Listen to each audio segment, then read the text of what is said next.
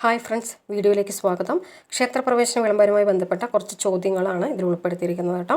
ഒന്നാമത്തെ ചോദ്യം, ക്ഷേത്രപ്രവേശന വിളംബരം എന്തിനായിരുന്നു എന്നാണ് ചോദ്യം.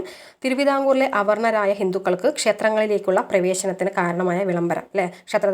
തിരുവിതാംകൂറിലെ അവർണരായ ഹൈന്ദവർക്ക് ക്ഷേത്രങ്ങളിലേക്കുള്ള പ്രവേശനത്തിന് കാരണമായ വിളംബരം ഏതാണെന്ന് ചോദിച്ചാൽ ക്ഷേത്രപ്രവേശന വിളംബരം ഏതാണ്? ക്ഷേത്രപ്രവേശന വിളംബരമാണ്.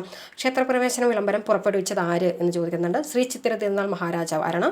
ശ്രീ ചിത്തിര തിരുനാൾ മഹാരാജാവാണ് ക്ഷേത്രപ്രവേശന വിളംബരം പുറപ്പെടുവിച്ചത്. ക്ഷേത്രപ്രവേശന വിളംബരം പുറപ്പെടുവിച്ച തീയതി എന്നായിരുന്നു, അല്ലെങ്കിൽ എന്താണ് എന്നുള്ളതാണ് ചോദിക്കുന്നത്. 1936 നവംബർ 12 അദ്ദേഹത്തിൻ്റെ 25ാം ജന്മദിനത്തിൻ്റെ ഭാഗമായിട്ടാണ് 25ാം ജന്മദിനത്തിലാണ് ക്ഷേത്രപ്രവേശന വിളംബരം പുറപ്പെടുവിക്കുന്നത് കേട്ടോ.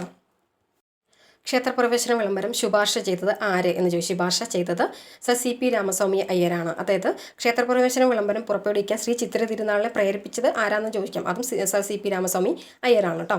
ക്ഷേത്രപ്രവേശന വിളംബരം എഴുതിയത് ആര്? ഉള്ളൂർ S പരമേശ്വരയ്യരാണ്.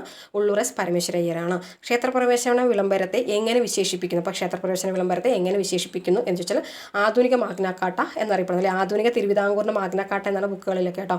അതുകൂടാതെ കേരളത്തിന് മാഗ്നാക്കാട്ട എന്നറിയപ്പെടുന്ന സംഭവം എന്ന് ചോദിച്ചാൽ നമുക്ക് ക്ഷേത്രപ്രവേശന വിളംബരത്തെയാണ് വിശേഷിപ്പിക്കുന്നത്.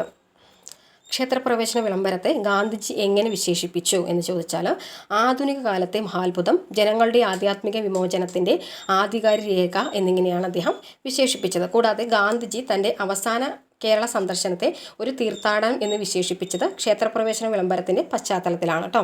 ക്ഷേത്രപ്രവേശന വിളംബരത്തെ C രാജഗോപാലാചാരി എങ്ങനെ വിശേഷിപ്പിച്ചു? ആധുനിക കാലത്തെ ഏറ്റവും അഹിംസാത്മകവും രക്തരഹിതവുമായ വിപ്ലവം എന്നാണ് അദ്ദേഹം വിശേഷിപ്പിച്ചത്. ക്ഷേത്രപ്രവേശന വിളംബരത്തെ TK വേലുപ്പിള്ള എങ്ങനെ വിശേഷിപ്പിച്ചു എന്ന് ചോദിച്ചാൽ തിരുവിതാംകൂറിൻ്റെ സ്പിരിച്വൽ മാഗ്നാക്കാട്ട എന്നാണ് വിശേഷിപ്പിച്ചത്.